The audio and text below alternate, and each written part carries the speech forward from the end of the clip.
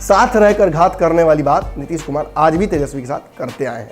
हालांकि मैं बता दूं कि दोनों अलग अलग पार्टियों के, बिल्कुल विरोधी पार्टियों के अलग अलग सीएम कैंडिडेट्स हैं, लेकिन फिर भी दोनों एक दूसरे के साथ एक सॉफ्ट कॉर्नर लेकर चलते हैं, क्योंकि राजनीति में सारे रास्ते बंद नहीं किए जाते हैं। ये बात जरूर नीतीश कुमार कहते हैं कि 2015 में तेजस्वी यादव को मुख्यमंत्री बनाने का भी प्रावधान उन्हीं का था, प्लान उन्हीं का था, और आगे चल के बड़े चीजें वो सोच कर रखे थे तेजस्वी यादव के लिए। लेकिन तेजस्वी पर भ्रष्टाचार के आरोप लगे और कहीं ना कहीं अपने ही पिता की तरह ही सारा आरोप लगा है लालू यादव पर, उसी तरह वो भी उसी रास्ते पर जा रहे थे, इसलिए मैंने रिश्ता तोड़ लिया। भाजपा तो अपने आप को किसी और राज्य में जाकर स्थापित कर लेगी या राष्ट्रीय राजनीति में अपने आप को स्थापित कर लेगी, लेकिन तेजस्वी यादव के पास केवल बिहार है फिलहाल, और इस बिहार को प्राप्त करने के लिए तेजस्वी यादव को बहुत पापड़ बेलने हैं अभी, और उन पापड़ों में सबसे कच्चा पापड़ जो अगर लग रहा है, जो चबा नहीं पा रहे हैं तेजस्वी यादव, वो प्रशांत किशोर द्वारा भेजा हुआ ही निकलता है। मुझे लगता है कि लालू यादव पर भ्रष्टाचार के आरोप हैं जो कि बिल्कुल सही नहीं है। उन्हें लगता है कि तेजस्वी यादव बहुत पढ़े लिखे नहीं हैं, और चूंकि वोट बैंक की राजनीति करते हैं, एक खास समाज की राजनीति करते हैं, इसलिए उन्हें सत्ता में नहीं आना चाहिए। कि तेज प्रताप यादव हो या राजद की अन्य कोई समस्या, या लालू यादव का कहीं ना कहीं दूर होना, जो बिहार में राजद के समर्थक हैं, सब में मीसा भारती का हाथ दिख रहा है। मीसा भारती ऑटोमेटिकली तेजस्वी यादव के लिए एक बड़ा पत्थर साबित हो रही हैं, जिसे चाह कर भी तेजस्वी पार नहीं कर पा रहे हैं।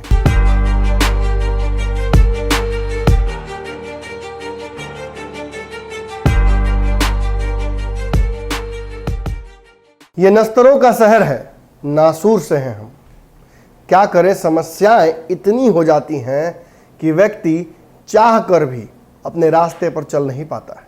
अब देखिए ना, बिहार की राजनीति को देख लीजिए, किस तरीके से तेजस्वी यादव पिछले 2 चुनाव से, यानी 2 बड़े अपॉर्चुनिटीज को तेजस्वी यादव ने अपने पाले में, अपनी पार्टी के पाले में करने की भी कोशिश की, और कहीं ना कहीं सत्ता के शीर्ष तक, जहां से उन्हें 2017 में बेदखल कर दिया गया था, पहुंचने का प्रयास भी किया।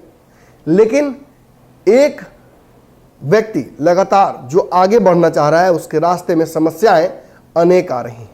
ताज़ा वाकया आपको पता ही होगा, कैसे तेज प्रताप यादव अपने ही भाई के खिलाफ हो गए हैं, कैसे तेज प्रताप यादव अब सवाल भी पूछ रहे हैं और इल्ज़ाम भी लगा रहे हैं।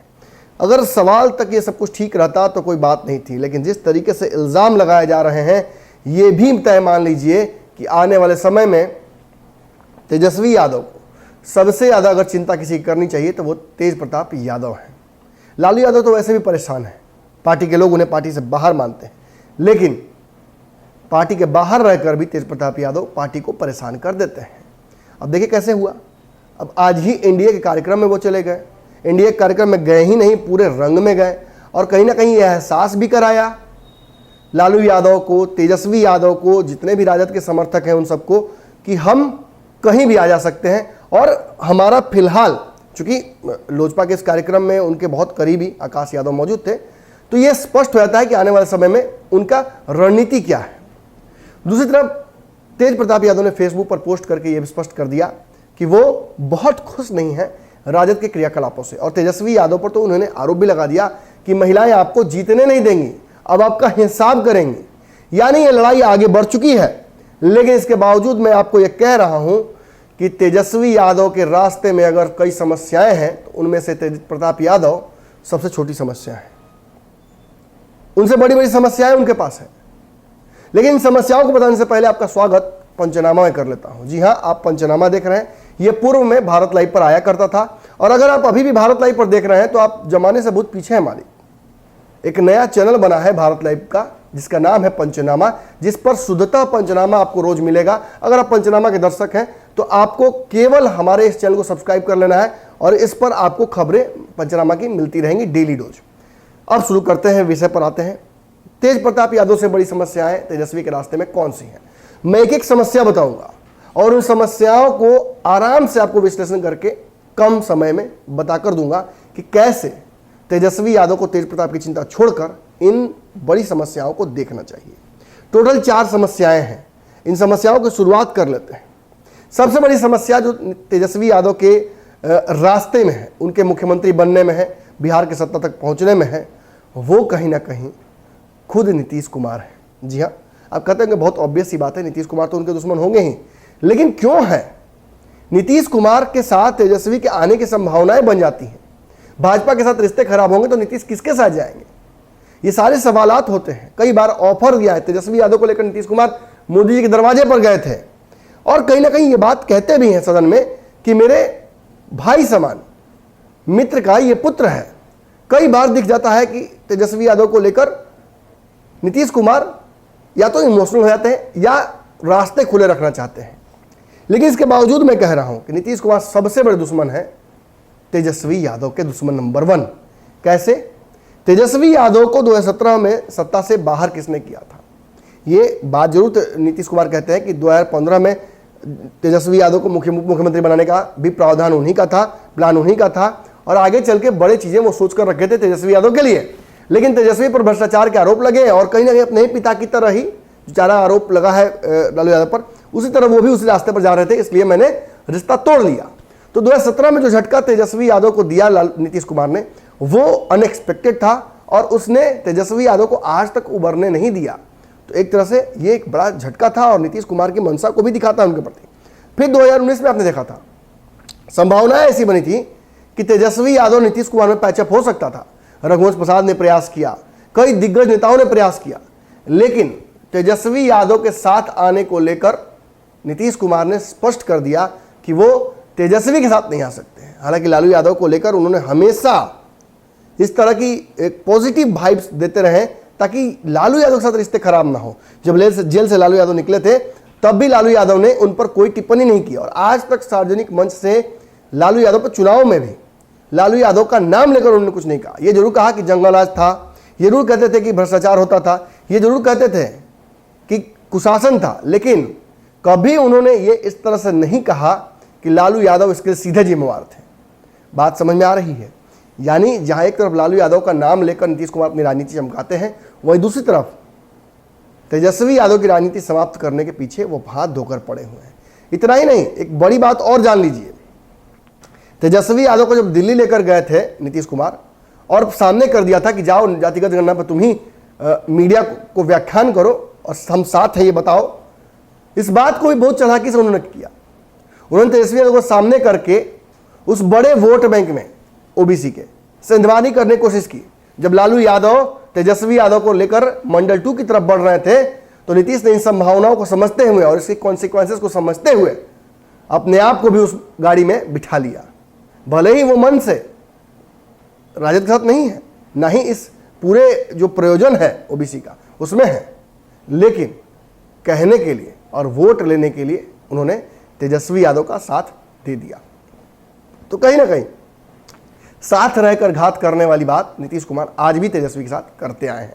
हालांकि मैं बता दूं कि दोनों अलग अलग पार्टियों के, बिल्कुल विरोधी पार्टियों के अलग अलग सीएम कैंडिडेट्स हैं, लेकिन फिर भी दोनों एक दूसरे के साथ एक सॉफ्ट कॉर्नर लेकर चलते हैं, क्योंकि राजनीति में सारे रास्ते बंद नहीं किए जाते हैं।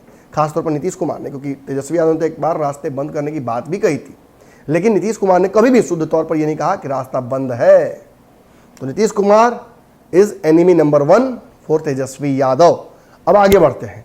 दूसरा नाम बड़ा ऑब्वियस सा है, लेकिन उसके कारण जानकर आपको पता चलेगा कि आखिर क्यों है। दूसरा नाम है कन्हैया कुमार। कन्हैया कुमार भले ही कांग्रेस के नेता हैं, अब इससे पहले भी सीपीआई के नेता थे, लेकिन इन दोनों में होने के बावजूद, महागठबंधन में इन दोनों दलों के होने के बावजूद भी कन्हैया कुमार तेजस्वी यादव के लिए बहुत बड़ा खतरा है। क्यों है? क्योंकि मोदी के विरोध की राजनीति इस देश में चलती है। मोदी के विरोध में विपक्ष को अपने नेताओं को खड़ा करना है और मुद्दों पर आधारित मोदी का विरोध करना है। अब चूंकि बिहार की राजनीति में नरेंद्र मोदी को बहुत ज़्यादा घेर नहीं सकते हैं तेजस्वी यादव, और राष्ट्रीय राजनीति में उनकी बहुत पकड़ है नहीं, इस स्थिति का फायदा कन्हैया कुमार उठा लेते हैं और राष्ट्रीय राजनीति में जितनी तेजस्वी की चर्चा नहीं होती है, उससे कहीं ज़्यादा आप देखिएगा कि कन्हैया की चर्चा होती है। चर्चा ही नहीं होती है बल्कि एक्सेप्टेंस है, और बहुत सारे लेवल्स पे तेजस्वी यादव से बेहतर बताते हैं विपक्ष के नेता भी कन्हैया को। लेकिन इससे बड़ी बात क्या है? पॉपुलैरिटी। तेजस्वी यादव बिहार में बहुत पॉपुलर है, हर हाउस होल्ड में, हर घर में उनकी चर्चा है। 2019 के चुनाव में जब हम घूम रहे थे तो लोगों ने ये तक कहा था कि देश में मोदी चाहिए लेकिन बिहार में तेजस्वी ही चाहिए, और कहीं ना कहीं 2020 के चुनाव में ये करने का प्रयास भी किया गया, लेकिन तेजस्वी यादव वहां तक नहीं पहुंच पाया। इस बात को जानते हुए भी, इस कारण से भी कि तेजस्वी यादव ने सबसे ज्यादा वोट लाया और नंबर 1 पार्टी बने, वो बिहार में सरकार नहीं बना पाए। और इसका कारण रहा कहीं ना कहीं वोटों का डिवीजन। मुस्लिम वोट में एक बड़ी संख्या जो कि कहीं ना कहीं कन्हैया से प्रभावित रहती है, उसको कन्हैया ने अपने इस पाले में करने की कोशिश नहीं की। कन्हैया ने अपना कहीं ना कहीं जो चुनाव में तेजस्वी यादव ने 2019 के उनके खिलाफ कैंडिडेट उतारा था तन्वीर को, उसका बदला लेते हुए बहुत एक्टिवली महागठबंधन के फेवर में वोट नहीं मांगे। और उसकी वजह से क्या हुआ, अच्छे से पता होगा आपको क्या हुआ। बिहार में 5 सीटों पर ओवैसी की पार्टी जीती और जो MY समीकरण था उसे तोड़ने में भाजपा कुछ हद तक सफल हुई। अब लोग तो ये भी कहते हैं कि भाजपा की बी टीम बनकर ओवैसी आते हैं, लेकिन जो भी हो, एक बात तो तय है, कन्हैया की वजह से तेजस्वी के मंसूबों पर पानी फिरा है और आने वाले समय में भी फिरने जा रहा है। क्योंकि देख लीजिए, जहां एक तरफ 2020 के चुनाव में परिस्थितियां विकट हुई, वहीं फिर से उपचुनाव में कांग्रेस ने 2 सीट पर अपने प्रत्याशी उतारकर यह साबित कर दिया है कि Kanhaiya is never a good news for Tejashwi Yadav. इसके अलावा एक बड़ी बात और है, कन्हैया कुमार और तेजस्वी यादव को जब भी राजनीति करनी होगी बिहार के संदर्भ में, दोनों को बराबर बराबर रखकर तौला जाएगा। ये होता है, मीडिया ट्रायल्स होती रहती हैं, और दोनों को जब बराबर तौलिएगा तो कहीं ना कहीं कन्हैया अपर एज ले लेते हैं। JNU के प्रोडक्ट है, अपने दम पर राजनीति करते हैं, पार्टी के पीछे नहीं भागते हैं, कोई राजनीतिक गॉडफादर नहीं है। मैं ये बड़ाइयाँ जरूर, ये पॉइंट्स जब बोल रहा हूँ तो आपको बड़ाइयाँ लग रही होंगी, लेकिन सच यही है। कन्हैया कुमार पर सबसे बड़ा जो आरोप लग सकता है किसी इंसान पर, वो लगा देशद्रोह का, और वहाँ से भी वो अपने आप को इतना पॉपुलर कर पाए, इतना लोगों के बीच कर पाए कि जब वो चुनाव लड़ने गए तो इस बिहार में जितना सपोर्ट उनका नहीं था उतना बिहार से बाहर से आया। लेकिन आप कह सकते हैं कि बिहार में उनका क्या होगा जब वो अपने चुनाव नहीं जीत पाए, तो आने वाले समय में वो क्या कर पाएंगे।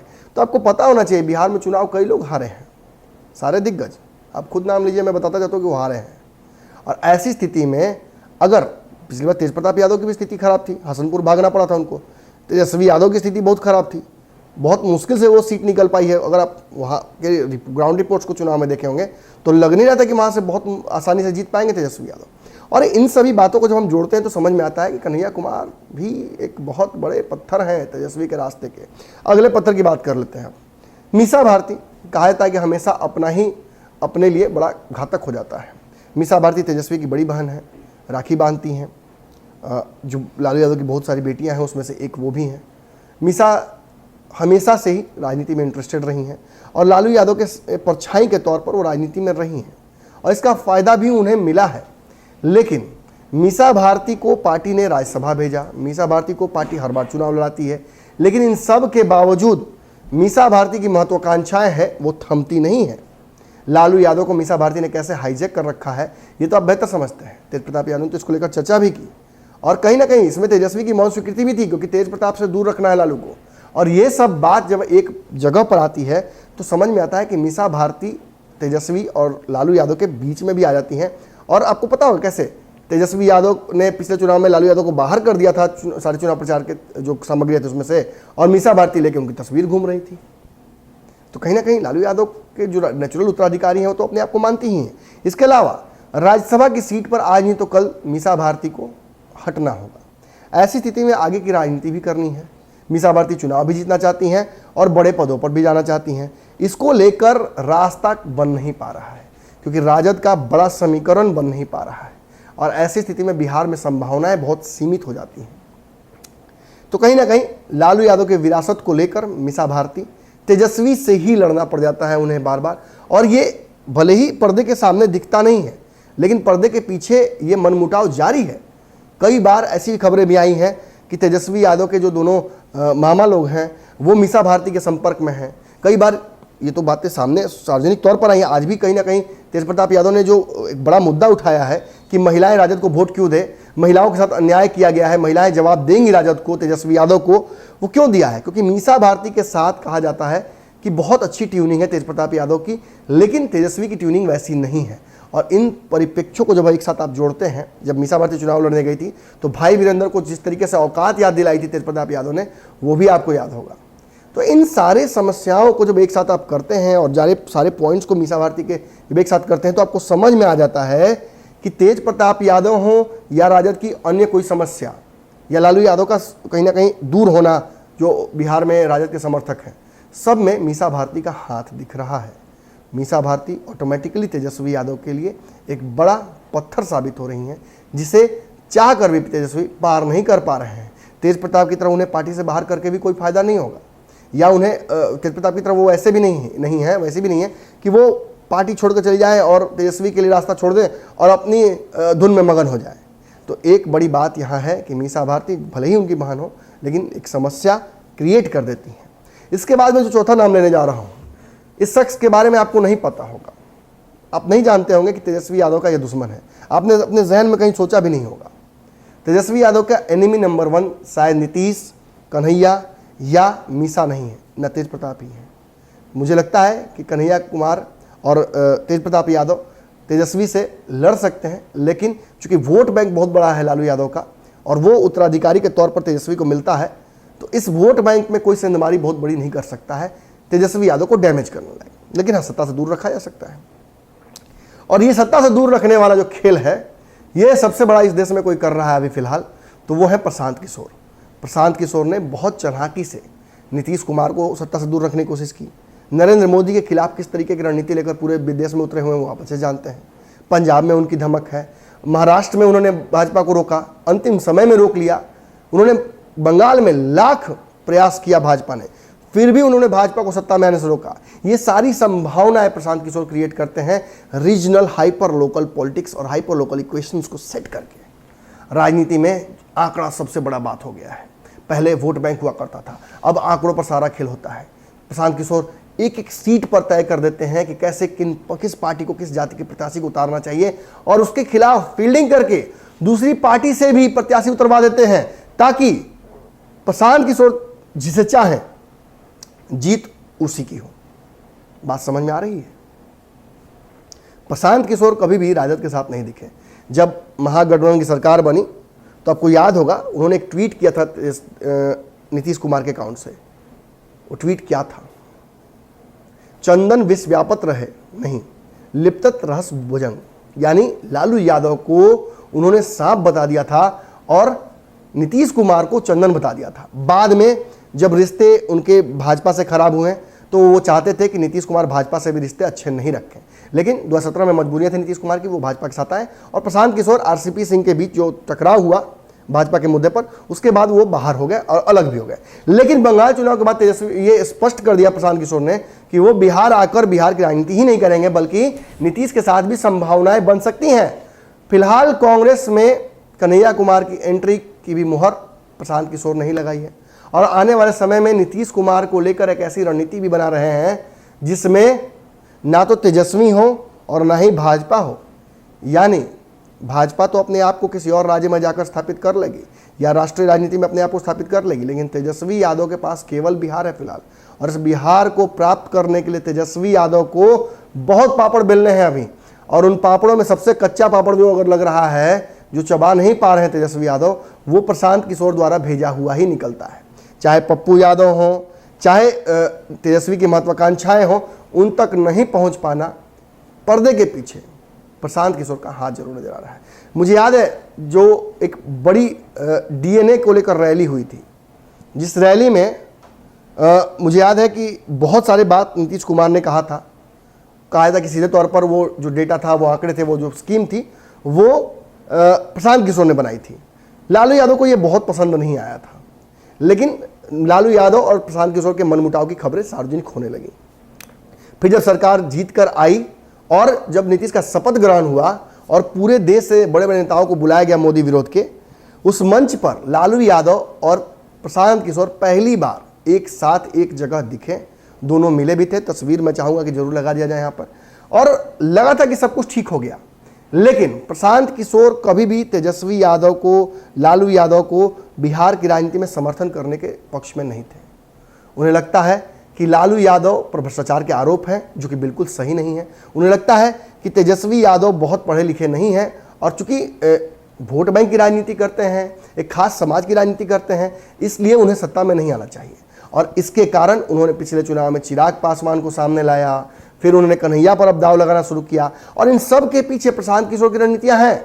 खबर तो ये भी है कि प्रशांत किशोर ने तेजस्वी यादव को भी अप्रोच करने की कोशिश की, कालांतर में तेजस्वी यादव के साथ आने की कोशिश भी उन्होंने की, ऑफर भी भिजवाया, लेकिन तेजस्वी यादव ने बहुत भाव नहीं दिया और कहीं ना कहीं इससे आहत भी हुए प्रशांत किशोर, और उन्होंने कांग्रेस का रुख किया और फिर कांग्रेस के माध्यम से नीतीश कुमार को साधने की कोशिश कर रहे हैं। लेकिन इन सब बातों को छोड़ दीजिए, आप शुद्धतः इतना समझ लीजिए कि तेजस्वी यादव के बिहार में सत्ता में पहुंचने में प्रशांत किशोर एक बड़ी अड़चन बनने की तैयारियों में है और वो इस रणनीति को आगे बढ़ा भी रहे हैं। और कहीं ना कहीं कन्हैया को प्रमोट करना, चिराग पासवान के पीछे खड़ा होना। आज भी जब चिराग पासवान को खुलकर तेजस्वी यादव ऑफर देते हैं और चिराग पासवान नहीं आते हैं महागठबंधन के साथ, नहीं आते हैं तेजस्वी के साथ, अपने प्रत्याशी उतार देते हैं दोनों सीटों पर, इसके पीछे किसकी रणनीति है? क्या सोचने की कोशिश की है आपने? हमारे विश्वस्त सूत्र बताते हैं कि हर इस तरह के डिसीजन के पीछे प्रशांत किशोर का एक तगड़ा इन्फ्लुएंस है। पिछले चुनाव में आपको पता ही है कैसे प्रशांत किशोर ने चिराग पासवान को कई सीटों पर प्रत्याशी उतारने को लेकर इनपुट्स दिए थे, जिसका फायदा सीधे तौर पर उन्हें हुआ, यानी सीधा फायदा तो नहीं हुआ, लेकिन घुमाकर कहीं ना कहीं नीतीश कुमार को उन्होंने कमजोर किया, जो कि उनकी रणनीतियों का सबसे बड़ा हिस्सा था। तो उम्मीद करते हैं इन 4 लोगों की जो विवेचना मैंने की आपको अच्छी लगी होगी। अगर आपको लगता है कि इसके अलावा भी there are more enemies to Tejashwi Yadav, तो आप हमारे कमेंट सेक्शन में आकर अपनी राय भी दे सकते हैं। ये तो मेरी राय थी, आपकी राय सर्वोपरि होगी, मुझे पता है, क्योंकि आप हमेशा तय कर लेते हैं कि बढ़िया और बेहतर क्या होता है। तो आज के पंचनामा में इतना ही, कल फिर मुलाकात करते हैं। याद रखिएगा, अगर आप भारत लाइव पर देख रहे हैं तो बहुत गलत काम कर रहे हैं, इलीगल है। आपको इसे पंचनामा पर देखना चाहिए, जो इसका ऑफिशियल जगह है।